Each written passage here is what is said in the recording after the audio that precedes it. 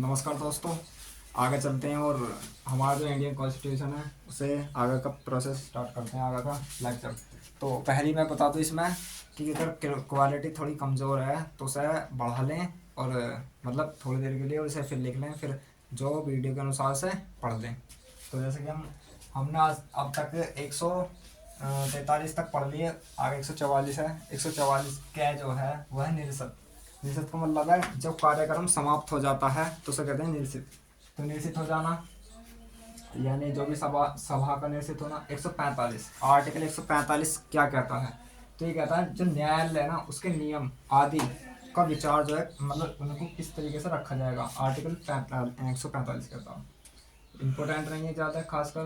तो 146 क्या है? जो सुप्रीम कोर्ट है ना उसके अधिकारी की जो सेवा है, सेवा और खर्च, उसके बारे में दिया गया है आर्टिकल 146। ठीक है। और आर्टिकल 147 में है निर्वाचन। निर्वाचन का मतलब है कोई भी इलेक्शन बोर्ड, इस तरीके से कोई भी जो इलेक्शन होता है उसमें जो निर्वाचित होते हैं सदस्य, यानी वोटिंग होती है, जीतता है, उसे निर्वाचन कहते हैं। तो वो आर्टिकल 147 में दिया गया। आर्टिकल 148 मोस्ट इम्पोर्टेंट है। इसमें क्या है? कैग। कैग जो होता है, जो भारत का लेखा जोखा होता है उसमें जो रखा जाता है उसको हम कैग बोलते हैं, CAG कैग। तो भारत का नियंत्रक महा लेखा परीक्षक जो होता है, यानी लेखा जोखा रखने वाला, जो भारत का जो लेखा जोखा रखता है उसके वर्णन कायम किया गया कैग में। और कैग को जो दिया आर्टिकल 148। सबसे ज़्यादा पूछा जाने वाला क्वेश्चन है इंडियन कॉन्स्टिट्यूशन से, हर एक एग्जाम के लिए, SSC CGL कोई सा भी हो। तो इसमें दिया गया आर्टिकल 149। 149 क्या कहता है? जो कैग है ना, जो उसके कार्य और कर्तव्य क्या होंगे, इसमें समझाया गया है कि क्या होंगे। और आर्टिकल 150 जो संघ है, संघ का मतलब केंद्र, केंद्र का मतलब पूरा भारत। ठीक है। तो उसमें जो केंद्र के राज्य के लेखकों और प्रारूप, यानी उसका जो राज्यों को प्रारूप होएगा ना, लेखकों को प्रारूप सारा, वो किसके अंदर दिया गया? वो संघ के और राज्य दोनों के 150 के अंदर में आता है। आर्टिकल 151 क्या कहता? आर्टिकल 151 कहता है जो संप्रेक्षित और प्रतिवेदन, आर्टिकल 149 में दिया गया। इंपॉर्टेंट नहीं है ज़्यादा। आर्टिकल 152 क्या है? राज्य की परिभाषा। जैसे कि हमने पहले ही पढ़ चुके, राज्य की परिभाषा। राज्य का मतलब यहाँ पे किससे है? राज्य जो होता है, एक राज्य का क्षेत्र होता है, यानी एक प्रकार से समझो जैसे कोई देश है या देश के अंदर कोई एक पार्ट है जिसे राज्य कह देते हैं। ठीक है। तो राज्य यहाँ पे जो राज्य की परिभाषा दी गई है इसमें। आर्टिकल 12 में भी दिया गया और आर्टिकल 36 में भी दिया गया कि राज्य की परिभाषा क्या होती है। और यहाँ पे 152 में भी दिया गया। तो आर्टिकल 153, आर्टिकल 153 मोस्ट इम्पोर्टेंट है। इसने कहा कि प्रत्येक राज्य के लिए एक राज्यपाल होगा। आर्टिकल 154 राज्य की कार्यपालिका शक्ति, जैसे कि हमने पढ़ा था किसमें, आर्टिकल 52, जो एक भारत का एक राष्ट्रपति होगा। तो ऐसे यहाँ पे 153 में क्या है? 153 में कि राज्य का एक राज्यपाल होगा। और उसमें क्या है? 52 के बाद 53 था। 53 में राष्ट्रपति की क्या है? कार्यपालिका शक्ति हैं उसके हाथ में, या तो वो खुद करेगा काम या फिर अपने अंडर किसी प्रतिनिधि या अधिकारी से करवाएगा। ऐसे यहाँ पे क्या है? 154 में भी ऐसी ही, जो राज्यपाल है वो क्या करेगा? जो राज्य की कार्यपालिका है उसको कार्य या तो खुद करेगा अपने अनुसार या फिर किसी अपने अधिकारी से करवाएगा। दूसरी बात ये किसके प्रसार पर्यंत काम करता है? जैसे कि केंद्र में जो होता, केंद्र में प्रधानमंत्री होता प्रमुख वास्तविक, लेकिन संवैधानिक होता राष्ट्रपति। ऐसे ही राज्य में होता CM वास्तविक, और जो हमारा संवैधानिक होता वो होता हमारा राज्यपाल। तो ऐसी इस तरीके से आ गया 155 राज्यपाल की नियुक्ति। अब जैसे राज्यपाल की नियुक्ति 155 के अनुसार होगी, इंपॉर्टेंट है बहुत ज़्यादा। तो इसमें राज्यपाल की नियुक्ति कौन करेगा? तो इसकी नियुक्ति राष्ट्रपति करेगा, यानी जितने भी तुम्हारे राज्य हैं और उनके जितने भी राज्यपाल हैं उनकी सबकी नियुक्ति राष्ट्रपति करेगा। और राष्ट्रपति की नियुक्ति कौन करता है? राष्ट्रपति की नियुक्ति जो भारत का सुप्रीम कोर्ट होता है उसका मुख्य न्यायाधीश जो होता है वो करता है। ठीक है। तो आगे चलो। आर्टिकल 147 क्या कहता?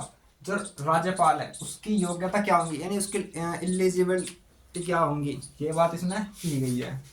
ऐसे ही आ गया, ये भी इंपॉर्टेंट बन जाता है यहाँ पे। और आर्टिकल 58 कहता है कि शर्तें क्या हो गई। शर्तें में और इसमें भी थोड़ा सा डिफरेंस होता। शर्तें होता कि जैसे मान लो कोई 50 अनुमोदन चाहिए, 50 प्रतिवेदन चाहिए इस तरीके से, और मतलब इतनी राशि चाहिए जमा करने के लिए, तो ये शर्तें होती हैं। योग्यता ये होती हैं कि मतलब वो दिवालिया नहीं होना चाहिए, पागल नहीं होना चाहिए, भारत का नागरिक होना चाहिए, इस तरीके से होना चाहिए। ये होती है योग्यता है। आगे समझेंगे इसमें। आर्टिकल 149 क्या कहता, जो राज्यपाल है उसको शपथ दिलाने का काम कौन करता। तो राज्यपाल को शपथ कौन दिलाएगा, तो भारत का जो वही दिलाएगा, राष्ट्रपति शपथ दिलाएगा, सीधी सी बात है, क्योंकि केंद्र के अंदर में आता। आर्टिकल 160 क्या कहता, आर्टिकल 160 ये कहता जो राज्यपाल है उसके कर्तव्य का निर्वहन जो कोई और भी या खुद भी कर सकता है, जैसे हमने पहला आर्टिकल में देख लिया, इंपॉर्टेंट नहीं है खास करके। आर्टिकल 161 बहुत ज़्यादा इंपॉर्टेंट है, जो कि परीक्षा में पूछ लिया जाता है। जैसे कि हमने आर्टिकल 72 में पढ़ा था राष्ट्रपति की क्षमादान शक्ति, ऐसे ही यहाँ पे क्या है, स्टेट गवर्नमेंट के लिए लागू होता है कि जो राज्यपाल होता उसकी क्षमादान शक्ति, यानी वो क्षमा कर सकता अपने अनुसार, या मतलब कोई भी बेस पे क्षमा कर सकता। केवल एक ऐसा कानून है कि ये जो फांसी की सजा होती है उसे माफ नहीं कर सकता। आर्टिकल 161 के अनुसार जो हमारा गवर्नर है वो हमें क्षमा कर सकता है, यानी क्षमा भी कई तरीके से कर सकता है, लघुकरण कर सकता है उसका, तो यानी कठिन अगर सजा दी गई है तो उसे कम कर सकता, सजा अगर लंबी है, समय ज़्यादा है तो उसे भी कम कर सकता, लेकिन वो जो फांसी है उसे माफ़ नहीं कर सकता। आर्टिकल 162 क्या कहता, जो कार्यपालिका है ना उसका विस्तार दिया गया है, यानी कार्यपालिका जो होती है जो राज्य की है उसका विस्तार 162 में दिया गया है। आगे बढ़ते हैं। आर्टिकल 163, राज्यपाल की सलाह और सहायता के लिए एक मंत्रिपरिषद होगी। जैसे कि वहाँ केंद्र में होती है एक मंत्रिपरिषद, ऐसी स्टेट में भी होती है मंत्रिपरिषद। वहाँ पर मंत्रिपरिषद जो सलाह कार्य राष्ट्रपति के लिए होगी और यहाँ पर राज्यपाल के लिए होगी। इतना काम है इसमें, और ये एक इम्पोर्टेंट क्वेश्चन बन जाता है यहाँ से। और असलियत में बात पूछें तो इसका मंत्रिपरिषद का मुख्य होता है सीएम, यानी चीफ मिनिस्टर, जिसे हम कहते हैं मुख्यमंत्री। आर्टिकल 164 में है मंत्रियों के बारे में अन्य उपबंध जो दिए गए 164 में दिए गए हैं, यानी जो भी मंत्री होते हैं इस तरीके से। 165 में क्या है, जो राज्य का महाधिवक्ता, यानी ऐसा समझो जैसे मान लो कोई राज्य है, राज्य सरकार है, राज्य सरकार में कोई गलत काम हो जाता और उस पर कोई केस लगा देता, तो केस जब लग जाता तो एक वकील होगा, और वकील दोनों पक्षों में होगा, एक सामान्य वर्ग में होगा, एक सरकार के ऊपर होगा, तो उनके बीच जो लड़ने वाला एडवोकेट होगा या वकील होगा उसे हम महाधिवक्ता कहते हैं। तो ये जो ऐसी महाधिवक्ता जो है राज्य की तरफ से केस लड़ेगा कोर्ट में, तो इसे कहते हैं महाधिवक्ता। इसका आर्टिकल 165 में दिया गया उल्लेख। आर्टिकल 166 क्या कहता, राज्य सरकार का कार्य और संचालन 166 के अनुसार होगा, मतलब दिया गया है इसमें। आर्टिकल 167 क्या कहता, आर्टिकल 167 में जो मुख्यमंत्री है उसकी जानकारी राज्यपाल, जो राज्यपाल है उसकी जानकारी, यानी सीधी सी बात हम कहें अपने लफ्ज़ों में, तो जो मुख्यमंत्री है ना उसके अनुसार ही राज्यपाल अपना कार्य प्रसार या कार्यक्रम करेगा, ये दिया गया। आगे चलते हैं। आर्टिकल 168 में क्या है, जो विधानमंडल होता है उसका गठन दिया गया, यानी जैसे एक यहाँ पर विधानमंडल है, लोकसभा है, राज्यसभा है, ये या कोई एक गठन होता है किसी भी चीज़ का, संस्था का, तो ऐसे ही यहाँ पर विधानमंडल होता है।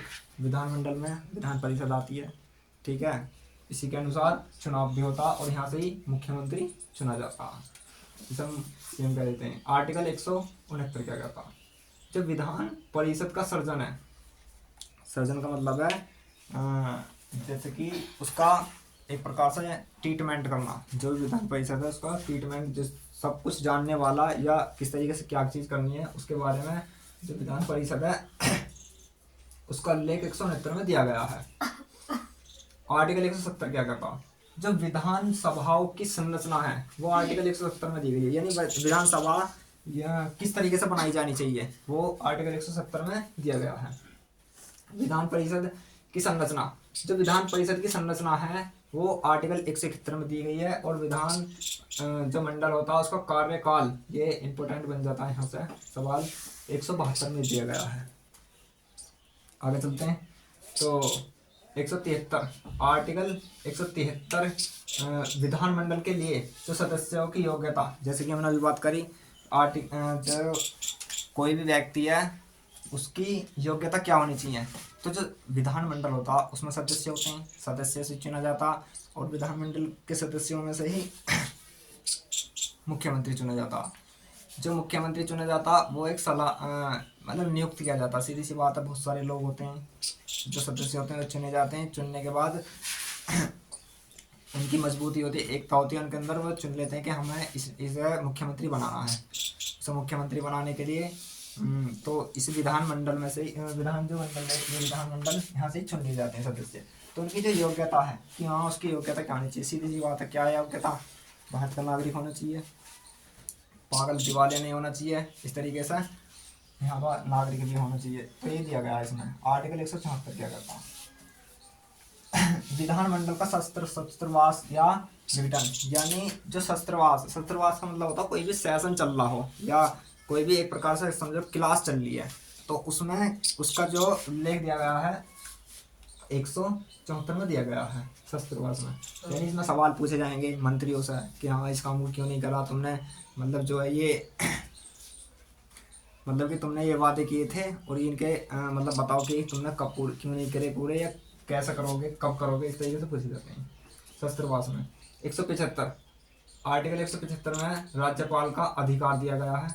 176 में राज्यपाल का विशेष अभिभाषण, यानी बोलने की स्वतंत्र, बोलना जिस तरीके से वो चाहता उस तरीके से उसका अधिकार दिया गया है।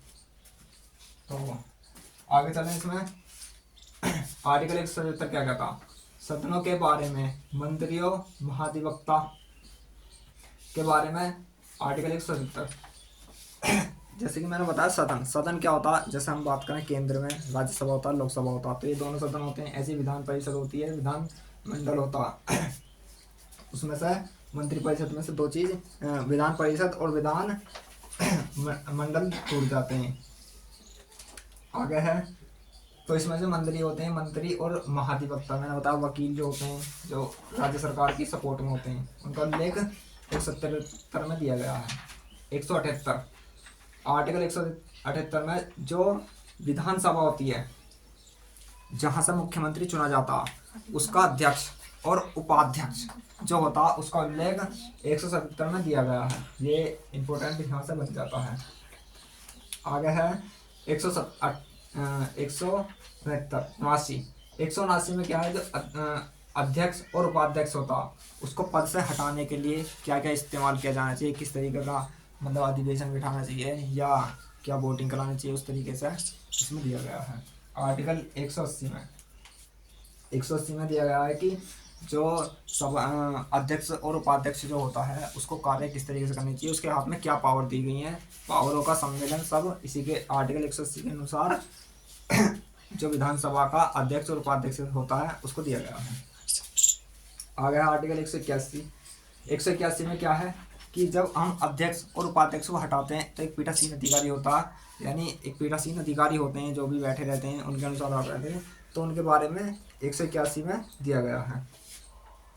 182 में क्या है, जो विधान परिषद होती है उसमें सभापति और उपसभापति का उल्लेख दिया गया। जैसे कि हमने बताया था जो राज्य होता है उसमें भी विधानसभा होती है और उसका सभापति भी होता है। ऐसी केंद्र में राज्यसभा होती है, राज्यसभा का सभापति होता है जिसे हम उपराष्ट्रपति कहते हैं। आर्टिकल 183 में क्या है, जो सभापति और उपसभापति होता है उसको पद हटाना या उसे त्याग पत्र देना उसके बारे में दिया गया है। आर्टिकल 184 में सभापति और उपसभापति का कार्यकाल या तो कोई मंत्री करेगा या कोई सदस्य करेगा या फिर एक अन्य नागरिक भी कर सकता है, उसके शक्तियों के बारे में 184 में दिया गया है।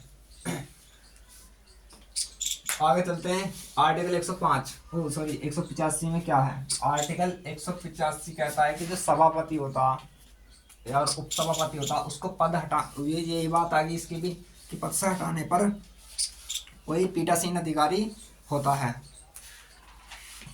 ठीक है, तो 1 मिनट का ब्रेक लेंगे जरा यहाँ पे ब्रेक। देखो बस दोस्तों, देखो यहाँ पे आगे चलते हैं। अब ब्रेक खत्म हो चुका है।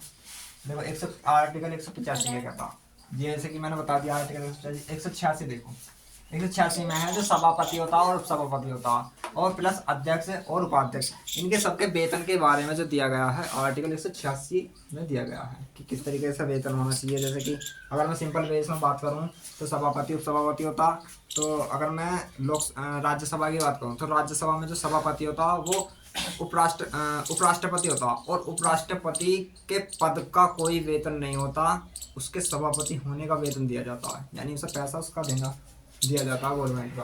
तो आगे चलते हैं, इसमें दिया गया आर्टिकल 187 जो राज्य होता उसके जो विधानमंडल का जो सचिवालय जैसे कि मैंने बता दिया तुम्हें, सचिवालय से इतना होता क्या चीज़ है, एक संस्था होती है, यानी एक ऐसा समझ लो एक ऑफिस होता, उस ऑफिस में मंत्री होते हैं या जो भी लोग होते हैं बड़े बड़े अधिकारी होते हैं, और जो IAS PCS अधिकारी होते हैं वो रिटायर हो जाते हैं, फिर उस सचिवालय में उन्हें नौकरी दी जाती है, तो उनसे जो सलाह लेते हैं मंत्री लोग, उस जो ऑफिस होता उसे सचिवालय बोलते हैं।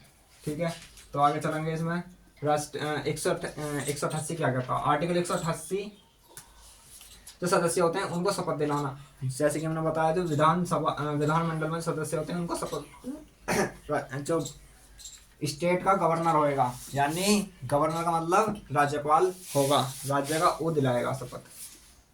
189। अब यहाँ से एक क्वेश्चन और पूछूं मैं, जैसे कि आर्टिकल जो मुख्यमंत्री होता है उसे शपथ कौन दिलाता, तो उसे शपथ मुख्यमंत्री को कौन दिलाता, तो जो राज्य का जो गवर्नर होता है यानी राज्यपाल होता वो उसे शपथ दिलाता या नियुक्ति करता, तो वही करता, गवर्नर ही करता। आर्टिकल 189 सदन में जो मतदान होता है उसके रिक्त पदों के बारे में जो शक्ति संघ को जो दी गई है वो आर्टिकल 189 संघ का मतलब सेंटर को जो दी गई है। आगे चलते हैं, आर्टिकल 190 सदन के सदस्यों का स्थान रिक्त होने पर जो सदन होएगा, सदन मतलब ये सेशन होता है, जैसे कि सिंपल भाषा में समझें तो एक क्लास होती है, क्लास में बच्चे आते हैं, बच्चे में कुछ बच्चे ऐसे होते हैं जो छुट्टी मार देते हैं, तो उनका जो पद खाली हो जाता तो उसे भरने के लिए या जैसे भी उनकी व्यवस्था करते हैं उसके बारे में आर्टिकल 190 में दिया गया है। तो ऐसे ही बच्चों की तरफ से वे मंत्री मान लिए जाते हैं या सदस्य मान लिए जाते हैं। आगे समझ लो 151 में क्या है, सदस्यता के लिए योग्यताएं। भाई जब कोई व्यक्ति, जैसे एक सिंपल भाषा में बात करूं, किसी को हमें मुख्यमंत्री बनाना हो तो उसे क्या करना पड़ेगा, जैसे या प्रधानमंत्री बनाना तो बना तो देंगे हमें कुछ सीमित टाइम के लिए, लेकिन उसे किसी भी सदन में जाकर सदस्यता प्राप्त करनी पड़ेगी। जब सदस्यता प्राप्त हो जाएगी तब वो आगे समय के लिए बन जाएगा। आगे चलेंगे, यानी सदस्यता का मतलब है जो सदस्य होते हैं सभा के उनकी सहमति होना। ठीक है, आगे चलेंगे। जैसे 192 आर्टिकल 192 में कहता कि जो सदस्य होते हैं उनकी निहरताएं क्या होती हैं, उनके संबंध में बात की गई है। आर्टिकल 193 में इसे 188 का अधीन रखा गया, जैसे कि हमने पढ़ चुके हैं। 188 में दिया गया सदनों की शपथ, तो यहाँ पर भी सदन जो सदस्य होते हैं उनके शपथ के बारे में दिया गया सदस्यों की। आर्टिकल 194 में क्या है, जो सदस्य होते हैं और उपसभापति होता है, उसकी जो शक्तियाँ होती हैं उसके लिए विशेष अधिकार दिया गया, यानी सदस्य और अधिकारी जो होते हैं यानी सभापति होता उसकी एक विशेष अधिकार जो दिया गया, किसमें दिया गया, आर्टिकल 194 में। ठीक है, आगे चलेंगे। आर्टिकल 195 में क्या है, सदस्य, अब यही आ गया, जैसे कि मैंने बताया विधानमंडल होता है उनके सदस्य होते हैं, सदस्यों का जो भत्ता वेतन है, भत्ता वेतन मतलब सैलरी किस तरीके की होनी चाहिए उसके बारे में दिया गया आर्टिकल 195 में। आर्टिकल 196 में बताया गया कि पुनः स्थापन जो विधेयक होते हैं, विधेयक का मतलब होता बिल। अब जो कोई बिल भी होता, बिल जो होता वो क्या होता, पास हो जाता, पास होने के बाद उसमें जो कोई संशोधन करना हो या तो दोबारा स्थापना करनी हो तो उसके बारे में 196 में दिया गया, आर्टिकल 196। आर्टिकल 197 में जो धन विधेयक है उसके केस में अलग विधान परिषद जो होती है उसकी शक्तियाँ। सीधी सी बात करें, जो धन विधेयक होता है, धन विधेयक, 1 मिनट ब्रेक मारेंगे, ब्रेक। थोड़ा सा ब्रेक लेंगे यहाँ पे। तो इसमें आगे देखेंगे धन विधेयक, बहुत इंपॉर्टेंट बनेगा यहाँ सवाल। धन विधेयक आ गया 198 में। धन विधेयक, धन विधेयक का मतलब धन से संबंधित बिल होता, उसके बारे में बात की गई है। उसके संबंध में जो विशेष प्रक्रिया है वो किस में दी गई है, 198 में। यहाँ से इंपॉर्टेंट बन जाता सवाल। 197 में बता दिया धन विधेयक से अलग कोई भी अन्य विधेयक होएगा उसके बारे में बात की गई है, और उसके लिए अधिक शक्ति दी गई है, विशेष शक्तियाँ। आर्टिकल 199 बहुत इंपॉर्टेंट बन जाता भाई ये सवाल यहाँ पे। 199 में दिया गया कि जो धन विधेयक है उसकी परिभाषा दी गई है कि धन विधेयक किस तरीके से बनाया जाएगा, किस तरीके से होना चाहिए। आर्टिकल 200 विधेयक पर अनुमानित, यानी उसे अनुमानित करना या तो राज्यपाल करेगा या फिर राष्ट्रपति करेगा, इस तरीके से। आर्टिकल 201 में क्या किया गया, जो विचार के लिए आरक्षित विधेयक है, तो सीधी सी बात है, विचार का मतलब है मशवरा करना किसी बेस पे, यानी कोई बिल है उस पर सलाह मशवरा करना, इस तरीके से विचार हो जाता है, उसके बारे में 201 में दिया गया है। आगे चलेंगे आर्टिकल 202, जब वार्षिक वित्त विवरण है, वार्षिक मतलब एक साल का वित्त से संबंधित जो भी लेखा जोखा दिया गया है वो किसमें 202 में दिया गया है। आर्टिकल 203 विधान मंडल में प्रकलन के संबंध में जो प्रक्रिया दी गई है, कोई इंपॉर्टेंट तो है नहीं, 203 में दी गई है। आर्टिकल 204 विनियोग विधेयक, भाई ये इंपॉर्टेंट बन जाता। विनियोग का मतलब है किसी भी बिना मतलब कोई एक इमरजेंसी में कोई विधेयक पास करवाना, यानी कोई एक इमरजेंसी में विधेयक बनाना। विनियोग मतलब बिना किसी योग के संबंध में कोई विधेयक बनाना होता, ठीक है। 105 में है अनुरूप या अतिरिक्त अनुदान, अनुरूप या अतिरिक्त अनुदान जो विधेयक होता है उस आर्टिकल 105 के अनुसार पास होता है, देखा जाता। आर्टिकल 206 जो विधेयक का लेखानुदान होता, जो लेखानुदान होता वो आर्टिकल 106 के अनुसार किया जाएगा। आर्टिकल 106 लेखा जो लेखानुदान होता उसके अनुसार उसका लेख किसमें दिया गया, 206 में। तो 206 अनुदान लेखानुदान के बारे में है। आर्टिकल 207, आर्टिकल 207 क्या कहता है, जो वित्त विधेयक है उसके बारे में एक विशेष उपबंध दिया गया है।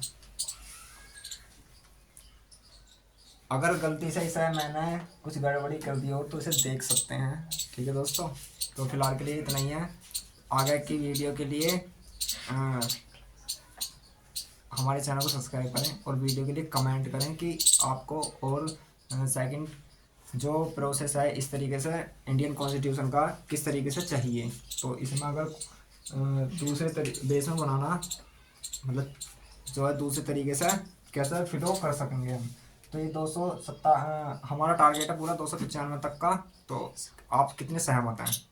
तो सब्सक्राइब करें, लाइक करें और फॉलो करें और शेयर करें। थैंक यू, जय हिंद।